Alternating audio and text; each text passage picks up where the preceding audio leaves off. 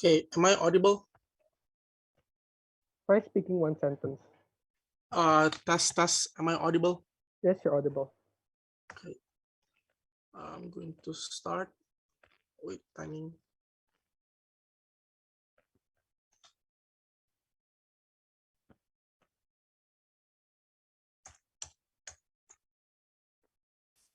Okay, wait. Pronoun is here him. Going to start in 3, 2, 1. Panels, we have seen that in the status quo that lots of artists and celebrities and companies also capitalize on androgyny, and they brand themselves as the supporters of the community, but in reality they just do this for the sake of gaining clout and gaining attention, and that's what we regret in government startup house. What does commercialization looks like in status quo, right? This looks like where company use androgyny to gain profit and they monetize it. This looks like, they do marketing strategies that, oh, we support androgenity, and they include several already famous celebrities as a part of the androgenity. This looks like magazine companies commercialize artists that are androgyny, and using them as the centerfold of the magazine. Within that, we evaluate that at a glance, yes, this might be good. This might create some sort of progress towards the queer community, awareness and all of that. But within that, the outcome of this commercialization only perpetuates toxic standards in lieu of progress, because companies only just use celebrities or models that are already famous, but does not include the actual queer community in progress, and that's what we want to avoid in government side of the house. But first, a couple of setups and framing, right? Number one, in government, we still support androgenity. We will still allow individuals to cross-sex. We will still allow as queer community, we will still allow them to do this, to opt into this kind of lifestyle, right? But what we oppose is the commercialization of it. We regret when company use this concept to gain profit. They use when they use marketing strategies, when they only include certain celebrity that only has an established cult. Number three, government will prove why companies are not being genuine when they do conversation. We still prove to you why at the end of the day this is just only for getting profit and not for the genuine cause that they actually care about queer community and androgenity, right? In order for opposition to win this debate, they have to prove the antithesis of this. They have to prove the structural analysis as to why companies are structurally genuine. But number four, if opposition wants to prove to you that this is important to gain awareness, we say that awareness will still exist in outside the house. How are we going to do that, right? This is our 5 setup, right? We're still going to inflict and trigger discourse. We're going to create a campaign to promote the queer community. We're going to spread the awareness to normalize androgenity. We're going to do a grassroots discourse, like how feminists, LGBT do in the past. Right? We're going to do this as a movement, which entails several waves and several phases, right?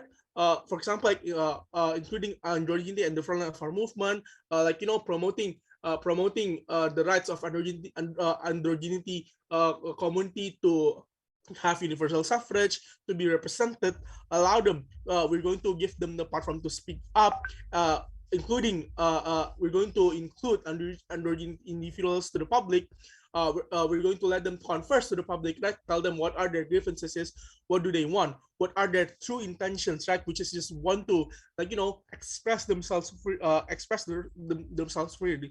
We think that is important in order for people to familiarize with the true concept of androgyny and what does the true identity of androgyny, unlike they see in the magazines where they just only see that, oh, this is something that's glorified, oh, this is something that's beautiful. They only linked it to towards fashion or something, but not. It's not only to the extent of fashion, but there's true concept and there's true values that lies behind that androgenity, right? And that's what we want to send.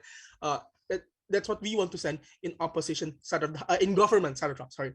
We're going to do campaign in areas that most of the people are already liberal, but then after progress made, we're going to appeal to people. We're going to appeal to the people in the gray area after already progress have been made, right? Yes, it might be slower in process, but this is comparatively better than in opposition where they just jump into the commercialization. But that's not only, but it will only lead to misrepresentation of androgyny and queer community, and it only creates a false sense of protection and false sense of false sense of progress. Right within that at the end of the day, uh, at worst it's going to be slow in process, but at least number one, we're still able to control the narrative and steer the narratives in our own hand and not let the companies to pick and choose to choose and representations. And secondly, at best we're still going to allow people, at least we're still going to do the campaign and not let people to be submissive under the narrative that androgenity is bad and they should be excluded. That's already a benefit outside the house, the benefit of discourse and the benefit of advocacy, right? So yeah, that's what our setup looks like in this debate. Two arguments in my speech. Number one, I'm going to talk about why companies do not have genuine intention. Like I'm going to explain structurally why do not have genuine intention. Number two, I'm going to talk about why regretting this is in line with the principle and the best interest of queer community, right? So let's talk about our first argument, why companies do not have any genuine intention. Panel, what do companies care about the most? It's profit, right? They only care about how to gain profit. They only care about how to gain attention and clout. Why this is something that's inherent? Because they do not want to lose investors. They do not want to lose their ad partners. They do not want them pulling out because they're the money maker of the companies. It's never right. It's never about the community. It's never about the genuine message of the company that they want to support. They only do this just because they see that it's a current trend and they want to hop on the bandwagon to use to show that people care. Right? In reality, man, lots of investors of magazines, investors of magazine ad sales companies are very very conservative, right? They right right they're very very conservative because they do not they want to appeal to the most of the majority. They want to appeal to their established audiences, right? They do not want to create controversy to lose their traction. This is why it's inherent. And this leads to magazines only choose celebrities that already established to begin with, already famous to begin with. So they know that, oh, at least if I promote something that's controversial, at least because I use already famous celebrities, at least I will still get profit. And this is very very bad, right? This shows to you that they do not have genuine intention at all. But also, right, they also pick and choose image of representation. They do not want to cover the most. They do not want to cover the true story of the androgenity, but they use the concept of androgenity as a fashion purposes. Like they glorified the clothes, for example. Right. This leads to people only care about androgenity because of the beauty of it, because the fashion purpose of it, but not about the true intention, but not true value that lies behind the androgyny, right? Why this is something, right? This is why they do not have genuine intention. Second argument, why is this in line with the interests of queer community? Panel, as a minority, as a queer community, what you want is that you want to be fully represented, right? Because it's so freaking painful as a minority that you are discriminated every day. Of course, you want that any representation that you have, that any representation that represents you is the representation that fully represents what are your true narratives, what are your true identity, that sent the true message that what you want to say to people, right? In that, because we told you that commercialization of androgyny will only just glorify the fame and the glorified, but that's not truly covers the discourse and the true story of it. Yeah, it's just going to lead to misrepresentation and going to create toxic standards. Because they only just see the artist or the celebrity that use it. They're going to differentiate between the minority and the celebrity, and that's why we're very very proud to propose. Thank you so much for the speech, the Prime Minister, to open the case of opposition. We call on the leader of OP. The floor is yours. Here.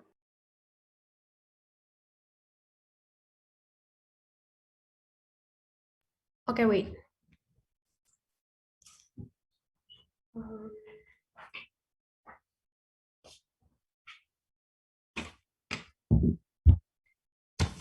I'm gonna start my speech in 3, 2, 1. Few questions then that arises from Prime Minister's speech, right? Number one, what's actually the interest of queer community? Because he never actually told us what kind of interest that queer community actually has, and why then through their proposal it's going to be achieved, right? But secondly, he keeps talking about how, oh, this is not how they are ingenuine and they're not genuine and this is not good and stuff like that. We question then why just because it is not genuine it is bad, right? So believe that as long as it helps us to give more exposure to our community, give more exposure to our the way how we express ourselves is already good, right? And what happened at the rest of the house is that the moment you detach yourself from this commercialization, what happened then, their interest to actually expose yourself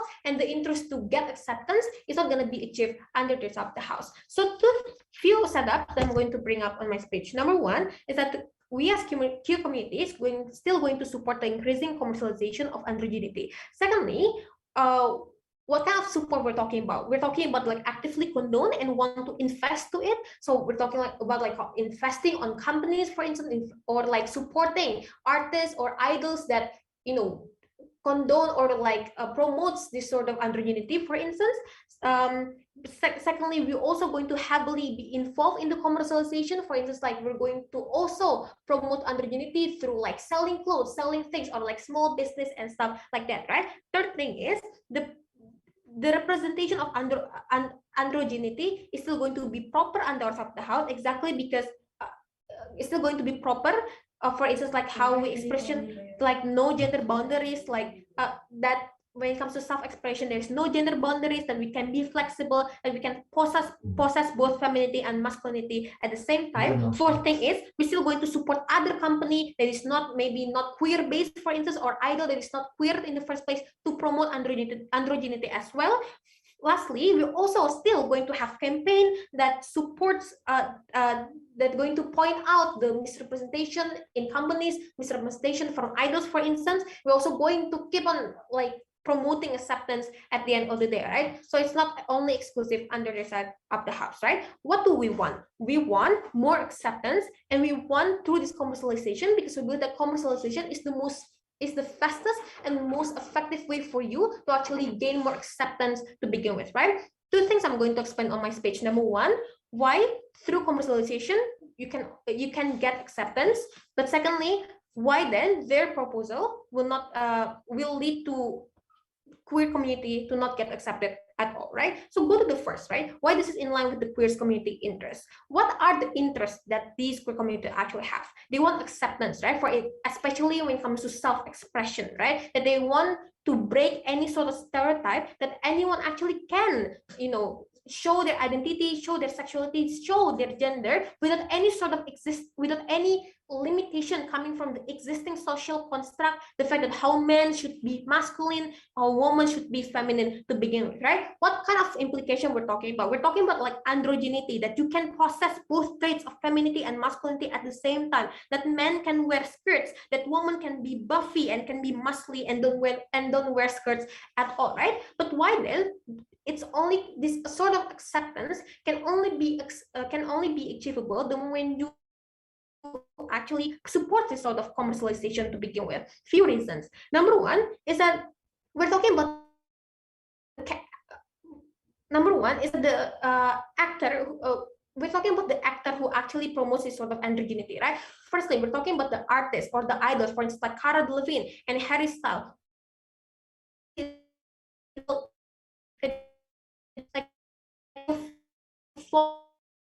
That will follow and they will agree immediately with what they show, for instance, right? Let's actually utilize this, right, ladies and gentlemen, because of this sort of influence that they already have. What happened then, the moment like Harry Styles, for instance, wearing skirts, the fans, for instance, seeing them wearing skirts from like almost every day, for instance, like they will see it as something that is okay, that is normal, because my idol actually, or my favorite artist actually doing it. It means that it's actually okay to begin with, right? But the second thing is, what kind of actor we're talking about? We're talking about like company or like the marketing company that has this marketing strategy to marketing strategy, right? But why this is actually good? Exactly because when it comes to company, they also have like a really big exposure through like magazine, through like billboards on the streets through advertisement, right? What happened then? The moment they like trying to advertise like androgenity, it's going to be frequently shown through media, right? Frequently shown through every single platform. It means that at least people going to be exposed with the idea of androgenity. And what happened then? And the fact that it is frequent, it's going to be normalized at the end of the day in our side of the house, right? But the third thing is, the moment when you actually like support this sort of commercialization, it means that right now we as queer community have a voice to actually push for a much better representation. The moment we actually invest on this certain company to promote androgenity, we can actually voice out our grievances, we can actually voice out our needs to begin with. Therefore, like only through commercialization then androgenity can only be exposed, but also our voice can also be listened to, right? But go to my second argument as to why their whole their proposal isn't going to bring queer community to anywhere, right? What you need to understand is that the reason why right now like there's a lot of stigma or like the progression may be stagnant is because few reasons. Number one is because the norm that exists right now, for instance, the religion like narrative that exists, for instance, that condemns men who present themselves like women, or the fact like the cultural like norm that exists in society right now, where when you grow up, when women should wear clothes with pink colors, or like men should wear clothes with black color, for instance.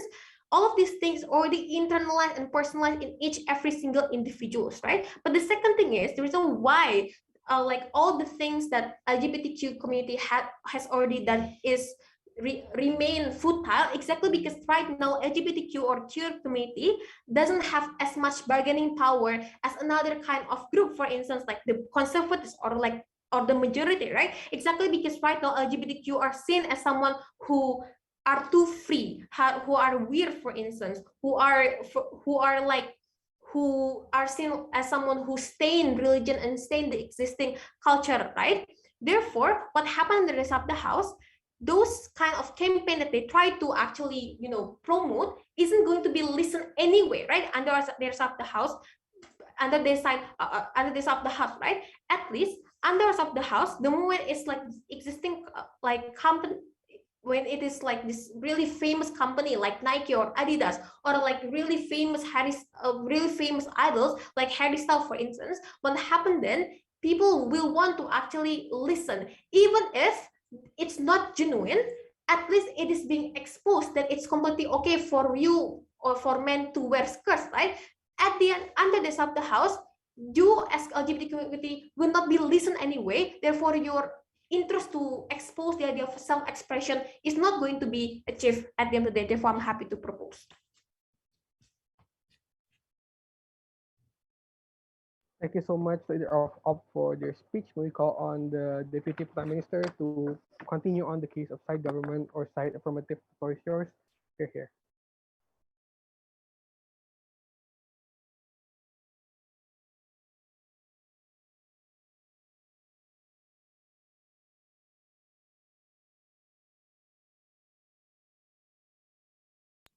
Tess, am I audible?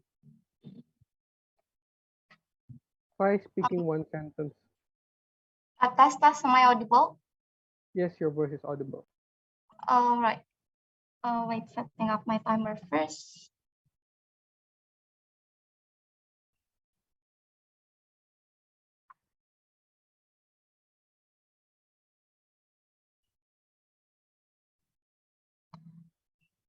Starting my speech in 3, 2, 1.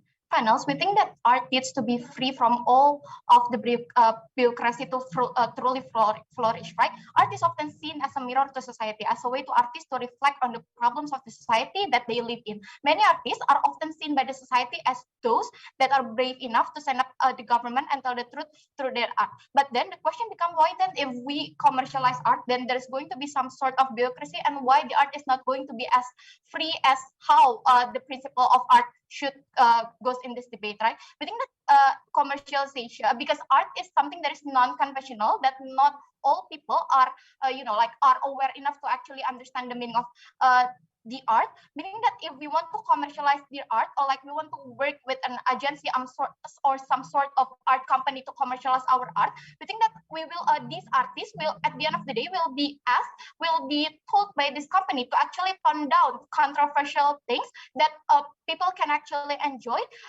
meaning that there isn't going to be some sort of true representations happening under opposition, right? We think that the very first interest of queer community is to actually have an accurate representation, is to actually have a true representation of what they're currently suffering, of what is actually the status quo of their community. We think that this is not going to happen under opposition, because on their side there's going to be a standardization,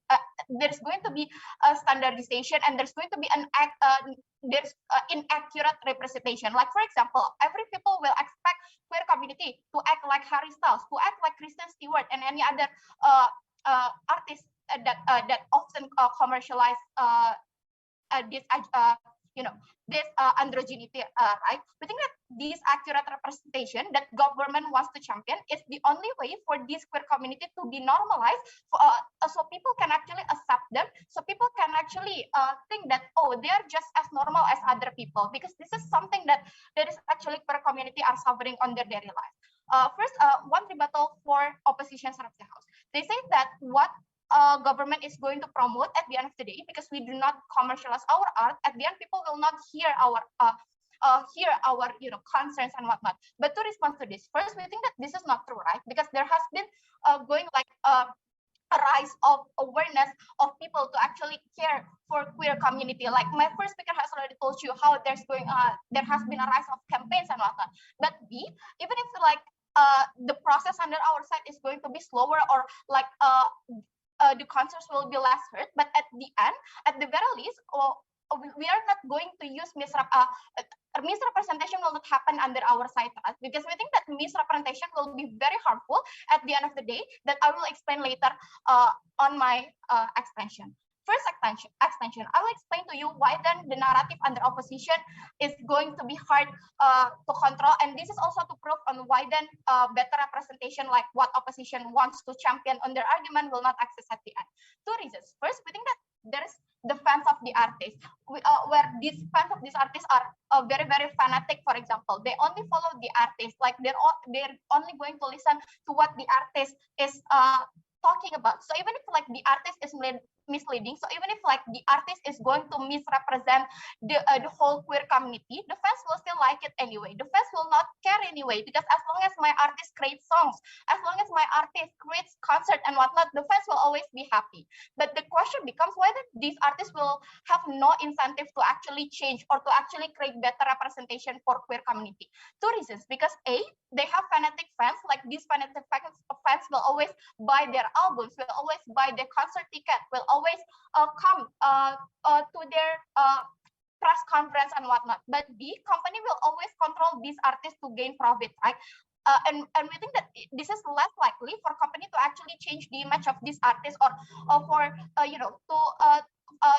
it is less likely for this company to tell their artists to, oh, you need to change your image in order for you not to do any misrepresentation anymore and whatnot. Because at the end, this artist doesn't want to take a risk. They don't want to lose profits, because this artist has been so popular for doing things, even if there is misrepresentation for queer community. So company will not care anyway, because what they care is only profits for their company. But number two, why we think that the narrative will be harder to control, and why there is not going to be any better representation in opposition, is because media coverage will always be biased to the artist.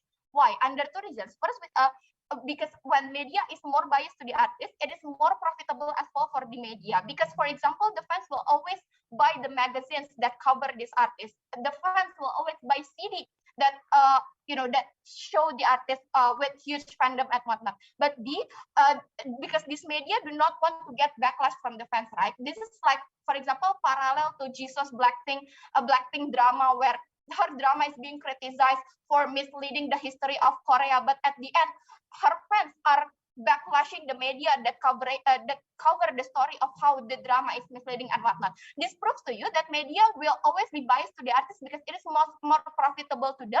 And because of these two reasons, we think that artists will less likely to have incentive to create better representation at the end of the day. But then, why people will have no incentive to call out? Let's play an ops mechanism where they're saying, oh, people will also be able to call out this kind of misrepresentation. Number one, we think that call out is less likely to happen because most people do not know anyway whether what these artists are commercializing is something that is misrepresentation or not. But number two, even if yes, call out might exist, we think that the one that actually might call out these artists are only minority to begin with, which means that they have less power, which means that they are not heard anyway, especially when they're going against big artists with many backups, with company backing them up, with advertisement backing them up and whatnot. But compared in golf, we think that it is easier for us to control the narrative about our own movement because we use real representations where we are not being controlled by company, we are not being controlled by fans. It means that we have better freedom on what we want to push as a concern for our movement in society. So society can normalize us. But then the question becomes, why under our side awareness will still happen? Because we are going to use performative art, but it is something that is really include people who are real parts of queer community. We are not going, it is not for the intention of marketing. So we think that the art under our side is going to be more genuine. And we think that discussion will still exist because like there is the rise of movement, but even if it might be slower, number one, we don't use wrong representation. Number two, we do not create wrong sense of protection. But then the question becomes, why is it still harmful even if genuine? Because we think that it is going to create irreversible harms, right? And this is directly engaging with what opposition has said to you. Three reasons. First, we think that because it creates standardization, every queer community should act like Harry Styles, Kristen Stewart, and whatnot. We think that this kind of standardization will always exist because the followers of the artist are fanatic to the artist, and this kind of standard cannot be changed because these artists are so popular. Like for example, they keep coming to television show, they keep doing photo shoots for magazines, they keep they are being seen every day by the public, meaning that they have so many media coverage. So it is less likely for them to change to have incentive to change the misrepresentation that they are doing. But number two, even if the movement is problematic, the artist can leave the movement at the end of the day because the fans only have interest to the artist, not the movement itself. But number three, the ones that is going to get spotlight are not the queer community but the artist. For example, if you're talking about queer community, what people directly remember is not how sovereign you are, but what they remember is about Harry Styles, Kristen Stewart, and whatnot. Very proud to propose. Thank you so much for the speech, DPM, to continue the case of UP. We call the deputy of UP for sure here. All right, am I audible? Yes, you're audible. Okay, please give me time to set up my timer first.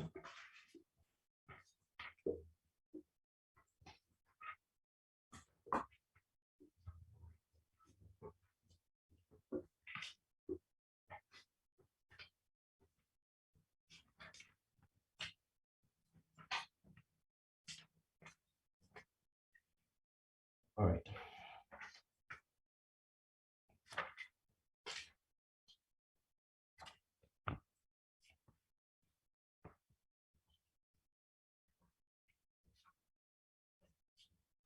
Okay, I'm gonna start my speech in 3, 2, and 1. Before moving on to my substantives panels, I need to make one clarification.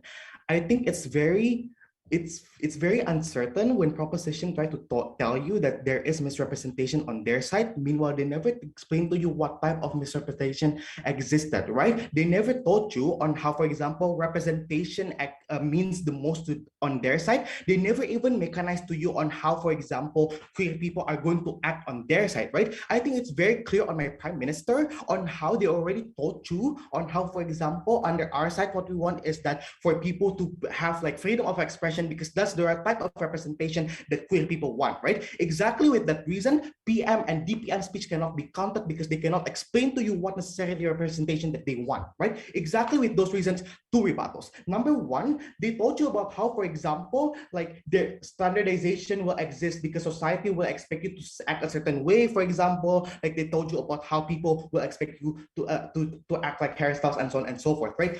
Panos, two responses. Number one, standardization is a symmetric harm on proposition and opposition. Because even if, for example, standardization exists, then under their side, people will be expected to act straight, right? People will be expected to act on like social norms and so on and so forth, which is clearly harmful because they never actually also tackled on their side on how, for example, people will not expect you to act straight, for example, even if, for example, if, for example, like market do not, like, for example, marketize their rainbow flags during like July, right? Because like the problem is under our side, right? We've already explained to you on how, for example, even if there's like representation like there's a type of representation created by company that's easily marketized, we told you on how it actually can at least influence people by looking at billboards, ads, and so on and so forth, right? But then second response, we then second response about standardization, right? We think that standardization, even though it exists under our side, it's still better because we think that the type of standardization, at least that's going to happen, is that at least with the narrative or still with the like existence of like how people are still like free to act on themselves, explain later in my substantives. But then second rebuttal, when they told you that, okay, artists are problematic because number one, they're prone to company manipulation. Second, that they have hardcore fan bases. Two responses to this. Number one, understand that this is something that's untrue, right? So understand that, for example, the existence of Stan Twitter, the existence of like social justice warriors on social media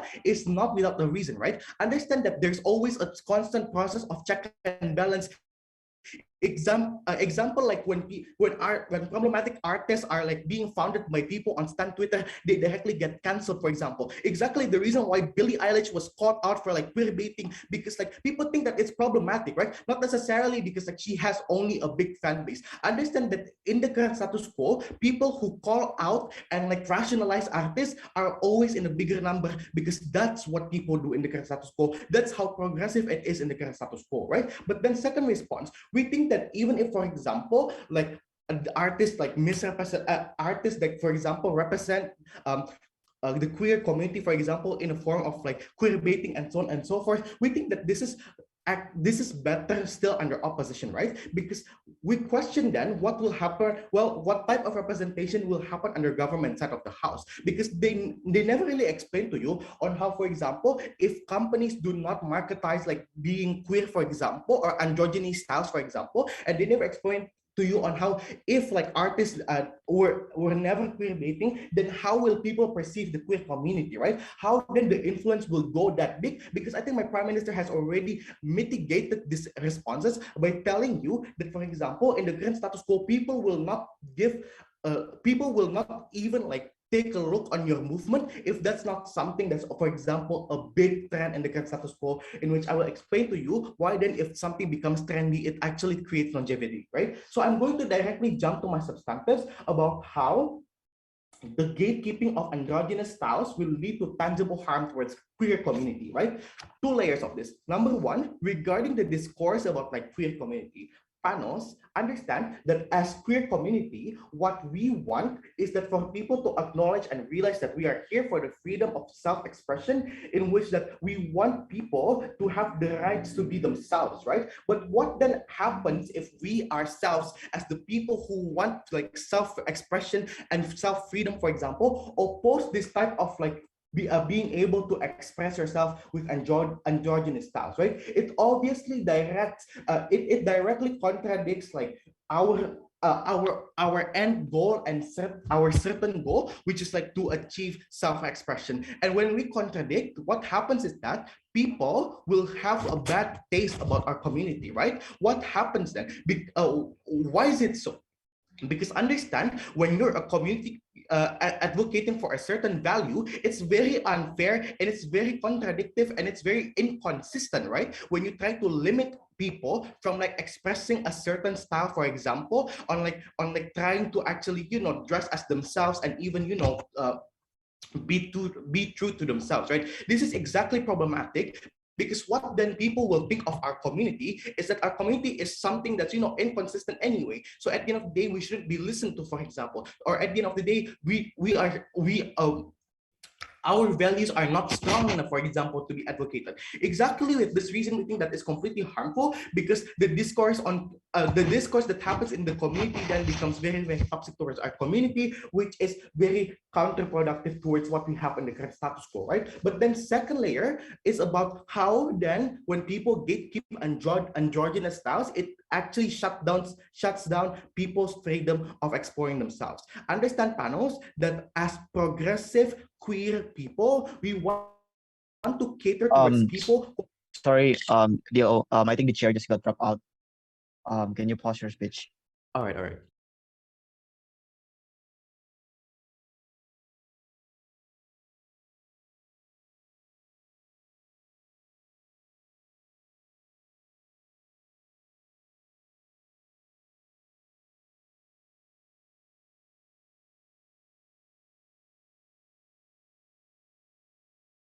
Test.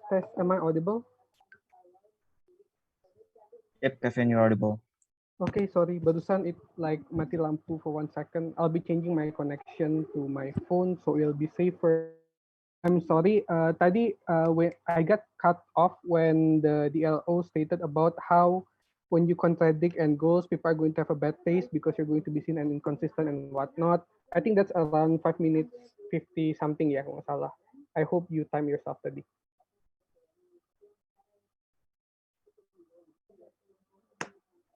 Hello? Am I audible? All right, yes, you're audible. Okay, wait. I'll be restarting the timer, but only on my but I don't think I can share my screen, so only bakal beda. But I'll still be keeping it in check later on. Yeah. You can continue on your speech from the point. I'm so sorry for the technical problems here, guys. You can start your speech again. Thank you. All right. Before I start my speech,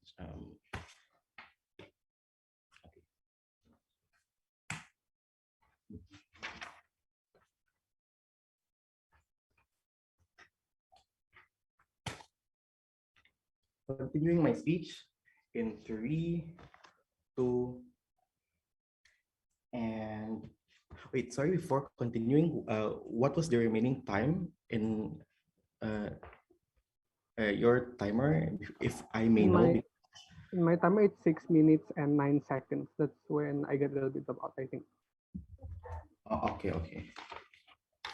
I'll continue my speech in 3, 2, and 1. Exactly, panels, because we gatekeep, for example, the idea of like being androgynous and so on and so forth. This is having an image as gatekeepers, for example, when you're actually advocating for like, you know, self-actualization, is actually something that's very contradictory to our movement, which creates a counterproductivity towards like our movement, harmful later in my link back, right? But then second reasoning is that we think that the impactful harm that's going to happen, for example, when you gatekeep androgenity, is that it shuts down people's freedom of exploring themselves. Understand, as progressive queer community, what you want to do is that you cater towards people that's also, for example, curious and confused about themselves, right? Exactly, because that we stand in solidarity towards people who want to become free to express themselves, right? Because understand, two characterizations of closeted people,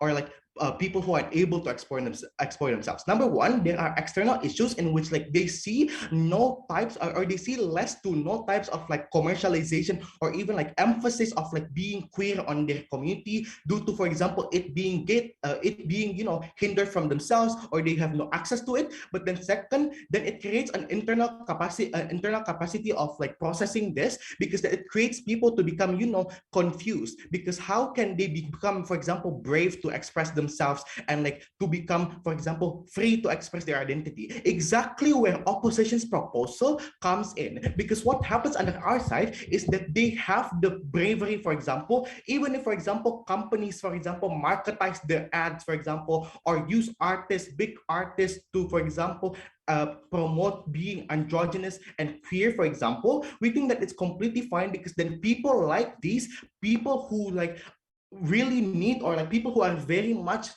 vulnerable to our protection, are the same people, for example, that is going to be catered anyway, because then they can see, for example, the representation in TVs or billboards, which creates their bravery, or like their ability to actually want to, for example, explore themselves, which is also obviously what we're advocating for, because that's our values as community. Exactly with those two reasons, we think that our proposal is way better towards like how then society will perceive us, and how then people, for example, who are closeted and aren't able, for example, to access those type of like resources where they can come out, for example, will be catered more under our side, despite any types of marketization or like commercialization under our side. With all of those reasons, we're very proud to oppose.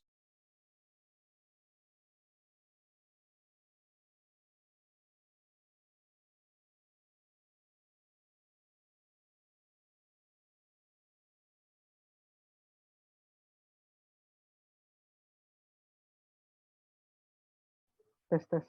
Yeah, thank you so much, the DLO, for the speech to close the entire substantive of side government. We go on government web. For sure, here.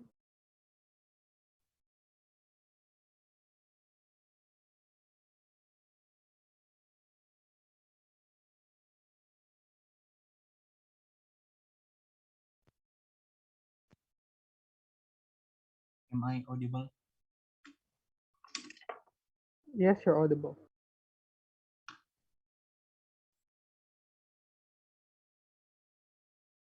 Okay.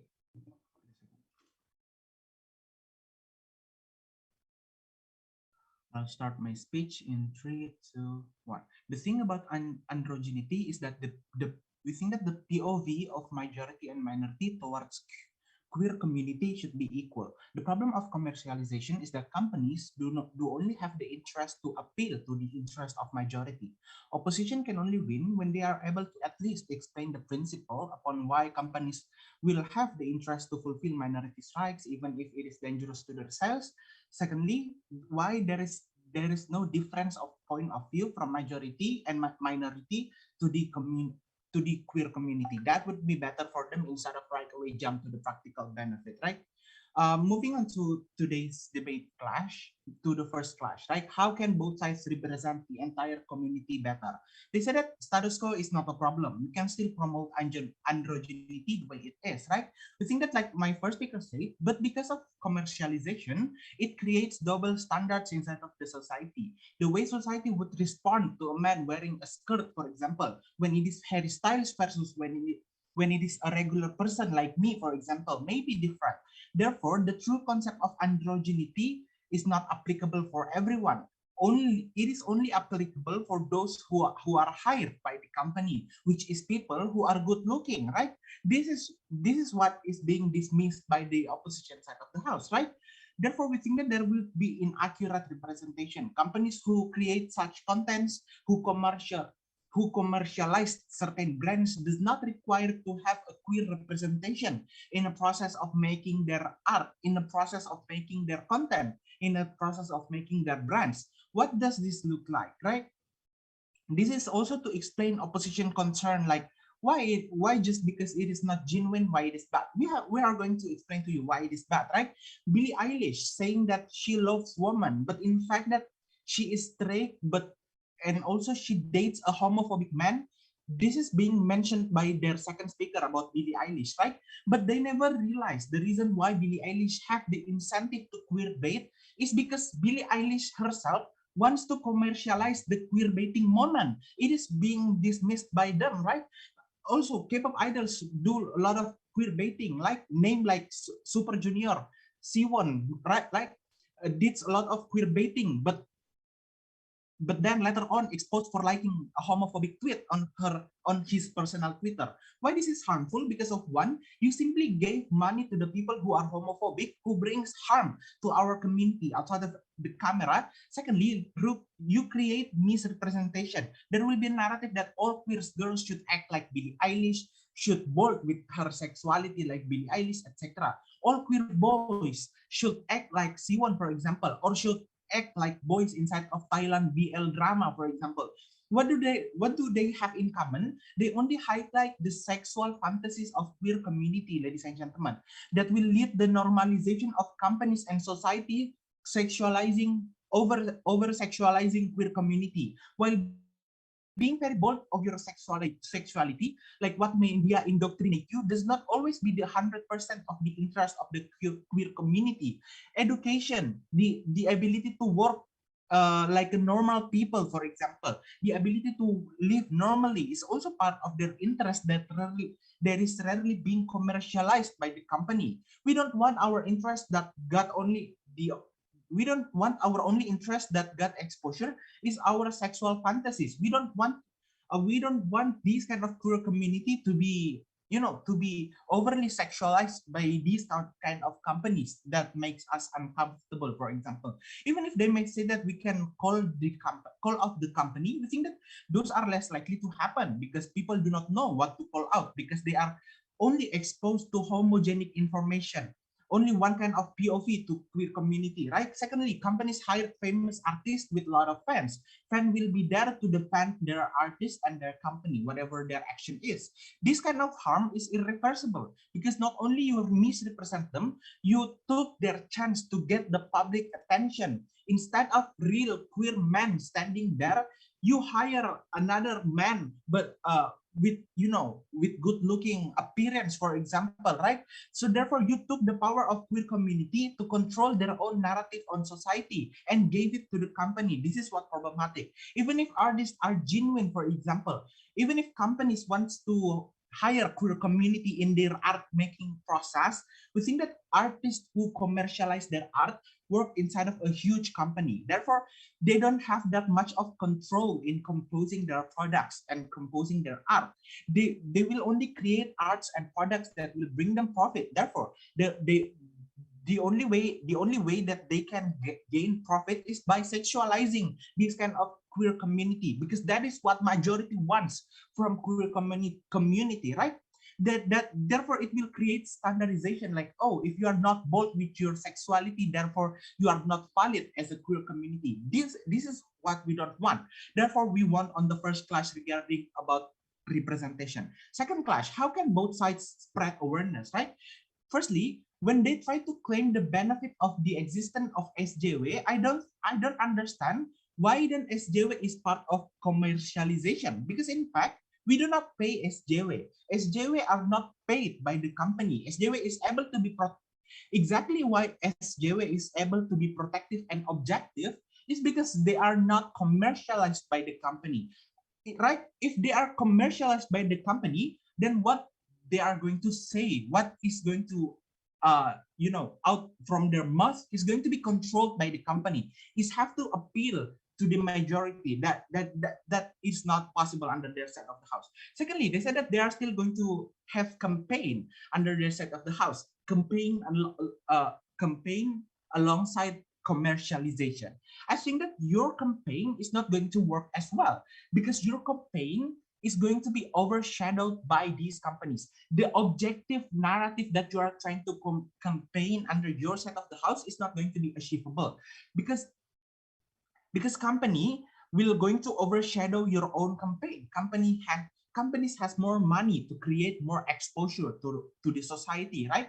Company hire famous artists that will defend them if for example they misrepresent our community, but the audience will not going to have the rationality to call out the company and the artist. Why? Because they are irrational fans who is going to defend the fan of company, right? Also, they said that on our side of the house, people will demand you to extract,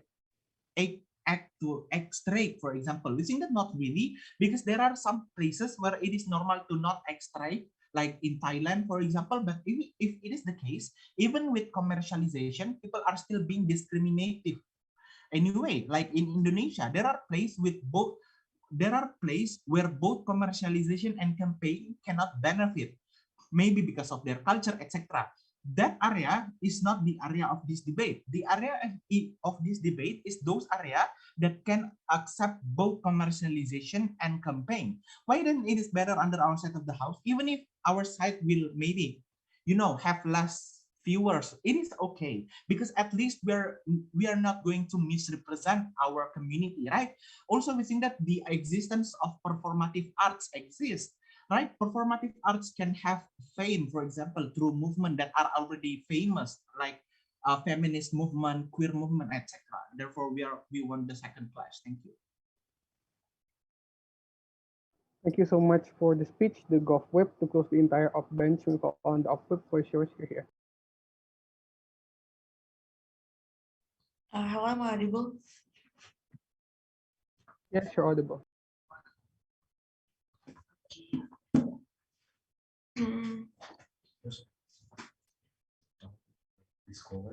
I'm going to start my speech in 3, 2, wait.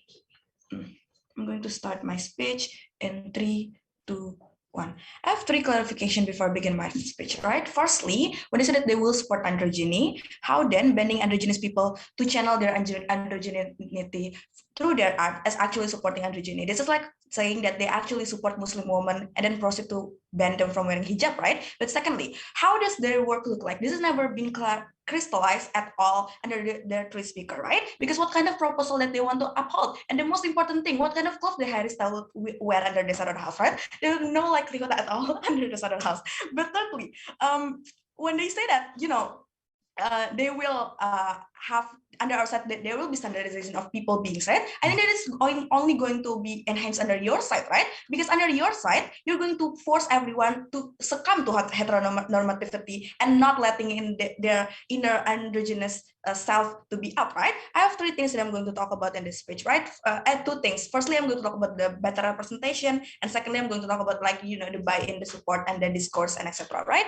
Firstly, on the idea of better representation, what they're trying to say is that under our side, the representation is really, really bad because of the exploitation, and it's inaccurate, and etc. 3 responses to this, right? Firstly, no, this is not a form of exploitation, because this is actually the way we're gonna channel our campaign. This is the way we're gonna make it prominent. This is also the way that we let these artists to actually express themselves in a way that they want to. They consented to it, right? The way that K-pop idol actually consented to dance the way they dance, right? I think the one thing that you should see as an exploitation is like forcing Little Nas X to actually dress like a cheesehead male, for example, while he actually want to be androgyny, right? This is like the form of exploitation that's still not going to happen under their side. But B, even if under our side of the house, the commercialization in itself is actually an exploitation, because company actually benefited from it because they want profit, I think it's still okay. This is the build that we're going to take, because this actually makes us more normalized. It makes it seen as less strange, right? For example, in order to make a campaign about mental health, you need to make a movie like Joker or 30 Reasons Why, right? In a lot of countries, people don't care about mental health until Joker movie before become famous, right? So I think it is still really, really benefiting, ladies and gentlemen. And when they say even if it's happened, it won't be accurate, we already told you that how company will actually make this accurate, because firstly, it's actually the rising trend, and they have the they have the right, they want to join into that trend. But secondly, people will call them out if they don't make it accurate, right? Like people like SJW will actually call them out in Twitter, and it will be harmful for them, and they care about their reputation, and therefore they will make it accurate, right? But see what actually happened under our Southern House, right? Okay, people will see it maybe as a trend, right? And then But at the very least, the outcome that we have under ourselves is that people will be educated, right? The people will know that we exist. People will know what androgyny is because they see it in television and they're becoming prominent in the magazine and also music video like Youngblood or Harry Styles, and they will think that it's actually normal, right? Because these people who are famous actually doing it, and a lot of people doing it, and they never really explain to us how it's actually harmful, and then how then their proposal will be benefiting and how it will create this much attention under this other house. But secondly, let's talk about the normalization and representation, how they want to make a representation under their side. The way that they want to make a representation under government is that by excluding people that is actually really beneficial for our campaign, right? Mostly people are going to be you're going to be excluded are like people like Harry Styles. He cannot wear his androgynous styles anymore, right? But the real problem is that under your side, these people have millions of followers, right? They're the most accessible people in the world. They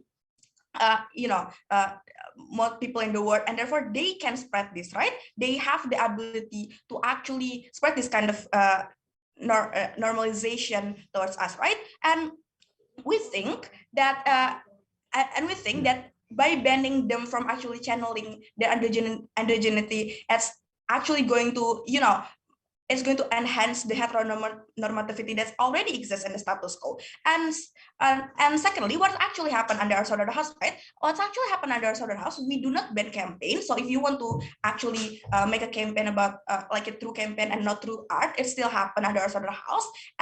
But we also get like exposure from advertisement and from movie and from the music, for example. And it is actually the most easy way and it's the most effective way to actually gain normalization. They never really explain to us how then by campaign it will be normalized at the end of the day in their Saudara House. So therefore, they cannot even like achieve their goal, right? So the harm that they actually pointed out, that they think that under our Saudara House, people will be expected to look like certain artists, right? We think that no, right? Because there are a lot, because they will know that the thing that they have to do is actually express themselves. But even if they expected to look like this kind of artist, we think that Harry Styles is not the only androgyny people in the world, right?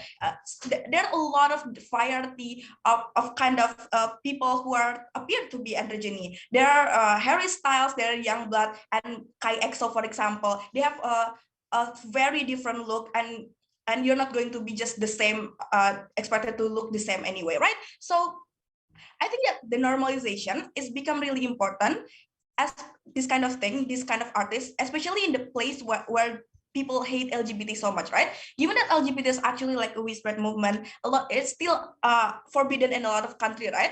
And commercialization is actually the only way for queer people in Russia, for example, or queer people in Korea or Indonesia who are being discriminated. This is the only first step to make them less discriminated, ladies and gentlemen. And people who are in the closet, they need this kind of androgynous styles to actually to relate to and to do that. Because we could see that Indonesian people actually need Jeffrey Nicole to wear lipstick and pearl necklace to at least make it more normalized, right? And we need Korean idol to actually become more feminine to make it normalized in Korean. So these kind of people are the one who you cannot cater under the Saudara House. And this class is really important. We already proved to you how exploitation is and inaccuracy is less likely going to happen, and how we're going to be normalized and there will be representation under our Saudara House. But secondly, let's talk about the buy-in and support, right? Because I think that is really important. They say that the way that they have buy-in is that because they still have discourse also, the question then become which side of the house could actually create a better discourse and actually attracting people to support us, right? I have 4 things. Firstly, keep in mind that in status quo, people already have projection and stigma towards queer people, that we are gatekeeping our community and we are we're that kind of community, right? But B, what has actually happened under their Saudara House is that firstly, you validate their narrative, right? They're gonna see us as that kind of community that they have in their mind, because we actually gatekeep people and we actually call out people who still try to be androgyny under your Saudara House. And therefore, the outcome is that the discourse is only going to be fighting inside their community, whether this artist is still androgyny and therefore we should ban them or not, right? And straight people or people who don't know yet about our campaign will be reluctant, and this is reluctant because of we're just fighting inside of community, and this is bad. And also we said that we want inclusivity, and then we actually backfiring ourselves by saying, okay, these people cannot be androgyny, and therefore people won't support us because we're just, you know, very wishy-washy. But under our other house, we think that it's okay for these artists to do the certain way that they want to, and it's going to be clear what we're fighting for, and we're not going to ban them from being androgyny, right? They need to explain to us how then, you know, actually shifting your discourse towards whether or not these people actually being androgyny or not is actually going to be beneficial, and how is it actually even consistent towards our campaign, right? And I think that under two classes about support and also about the better representation, we win this debate. Thank you so much, Upward, for the speech. To close the entire case of Up, make on the Optiply for sure here.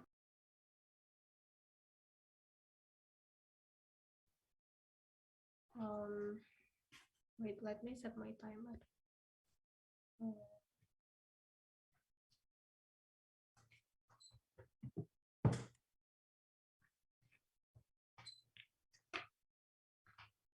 Okay, I'm gonna start my speech in 3, 2, 1. The only way government side of the house can win this debate is firstly to prove to you why their proposal is going to achieve their interest when it comes to acceptance, when it comes to self-expression. Because from their first speaker to their last speaker, they never actually told you like the tangible benefit that will come out the moment when you only gatekeep this sort of androgyny to queer people only, right? This word told you that it's not going to happen exactly because these people wouldn't be listened anyway, no responses to that at the end of the day, right? But the second thing is, another question that they should answer is that why then, just because this company is not genuine, it's gonna be bad? Because at least we told you that this company already have this incentive to actually want to listen to you exactly the moment in our side of the house we want to invest in this company, right? The at the end of the day, even if like exploitation, or even if this sort of like even if it's not genuine, we already told you at least because of the all advertisement and all of the marketing strategy that this sort of company done, at least our androgenity is going to be exposed to people in rural area, in conservative area, in like Russia or in Indonesia, for instance, who is really, really, you know, like who is not who doesn't know this sort of idea, right?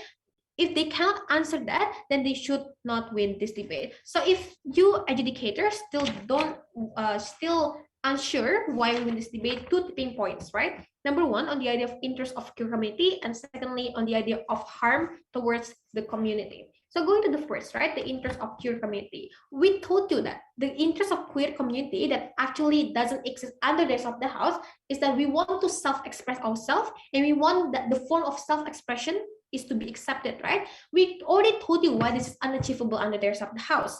Number one is because of the norm and religious narrative that exists. Secondly, because we as a queer community currently don't have as much bargaining power.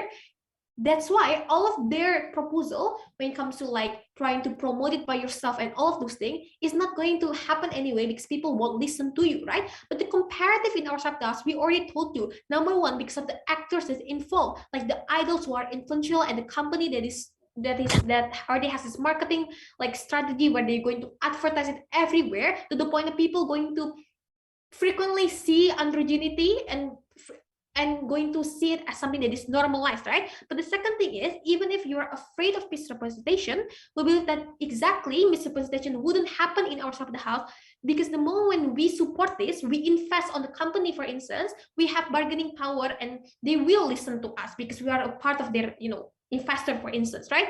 The problem with this is that it's only exclusive in the opposition because their side of the house want to detach themselves from commercialization, which means that what happened in their side of the house, misrepresentation will most likely happen because this company wouldn't listen to you anyway, right? Because just to be truth be told, company will still promote androgenity under the side of the house, but which representation is going to be better, right? It's going to be on our side. But now let's go to second argument. A second tipping point as to why we win this debate is on the idea of harm, right? To harm that my second speaker already told you on the idea of gatekeep and on how this is going to harm the closet people. On the idea of gatekeep, we already told you that the reason why gatekeeping will happen because you will nitpick and pinpoint people who are not come out yet, for instance, like Harry Style, but act androgynous to begin with, right? What happened in the rest of the house is that this queer community will be seen as someone who's really contradictory to their own like interests, which means at the end of the day people wouldn't listen to you anyway because you are seen as wishy-washy. But secondly, on the other of closeted people who queer people swore to protect will not feel like it exactly because you feel like an outcast, because you feel not accepted, because you know that you haven't come out yet but you want to act androgynous but you are being against of. But also the fact that you are closeted people but you are not exposed to this androgenity, therefore you cannot fully express yourself, which means it's going to harm your like community at the end of the day, right? Note that this sort of argument is never rebutted at all, therefore this argument still stand, and therefore I'm happy to propose. Thank you so much, Reply, for their speech. To close this entire round, we found the Gov Reply for their speech. For sure, here.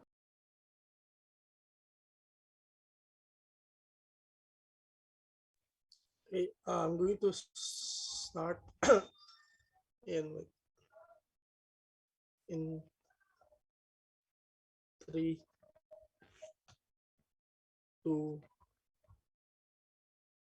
1. So I'm going to talk about two things, right? I'm going to talk about how government's concerned, opposition and opposition concern. I'm going to explain how should judges assess this, right?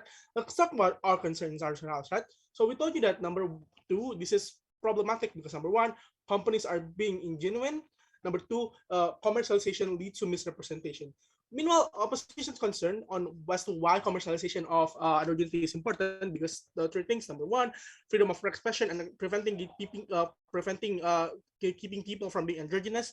Number 2, this is important to create awareness. Number 3, they talk about how people will blame us for being consistent for forbidding people to opt into androgynous lifestyle. How to assess this? Number 1, I think opposition is being dismissive to our case because we told you it's never about banning people from subscribing androgynous. It's never about banning celebrities from being androgynous. I think it's already clear in our setup, right? We still allow them to do this, but we're not going to let companies to get involved and commercialize this, right? I think it's already clear in our setup that getting the motion does not equate to getting androgenity. We're still going to allow them, right? I think opposition spends most of their time talking about the importance of self-expression. I think this is something that's relevant towards the debate because it's already the concession that androgenity is important to be empowered. The question then becomes, should we commercialize it or not, right? So just scrap their arguments about the importance of freedom of expression because we already told you that, yeah, we still want people, right? Right. So this also means that we won't get any backlash from our audiences because we never banned androgenity from the first place. So on the analysis about people who blame us for being inconsistent, we already proved to you that it's not going to happen with the benefit of our setup, right? So secondly, I think opposition's respond to our case about how companies being genuine and misrepresentation is not sufficient. Two responses we get from opposition, right? Number 1, they say that, oh, companies will fully represent because they have the incentive to do this because, it's trending and whatnot. People like it. That thing not sufficient. We told you that even if they have research, for example, they will not want to cover the true story of androgenity and how these people has been oppressed. They just only cover the beauty concept of it. They just only want to portray how it's glamorous or not. They never talk about how androgynous community have been very oppressed for so long, right? Because they do not want to piece up the majority. They want to ensure profit to their investors and partners. They do not want to cover the political aspect of it. They don't want to tell people that androgenity community are being oppressed because they do not want to offend the oppressor. They do not want, which is not want to discomfort the majority, right? But also they told us about, calling out is actually feasible if companies or magazines or institutions being misrepresentative.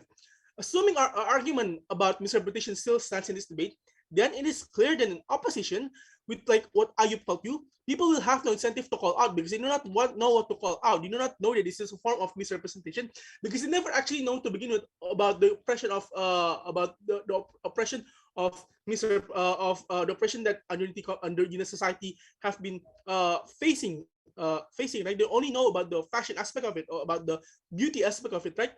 I think it's already clear in Regina and Ayyub as well. Like is how we told you in outside in opposition. The only one that will be called out is the progressive only, and the progressive will be blamed by the majority, and they will be called snowflakes and being not grateful and whatnot, like calling them lebay, for example, right? So in your side of the house, we're going to harm the minority and queer community even more. But secondly, I think thirdly here, I think that opposition analysis about gaining awareness is not sufficient because yes, they talk about how celebrities will be able to greater attention to the society. It is normal to do this. We already respond to you by saying that this will only lead to toxic standards where people will compare the celebrity and ordinary person who are androgyny, like what Ayyub and Regina and me told you, right? You are going to perpetuate standards even more. We told you if it's about gaining awareness, just look at our setup on how we mechanize the campaign and focus in our house. It's far more better because we're the ones that are going to control the narrative. We're very, very proud to propose. Thank you so much, Gofipar, for this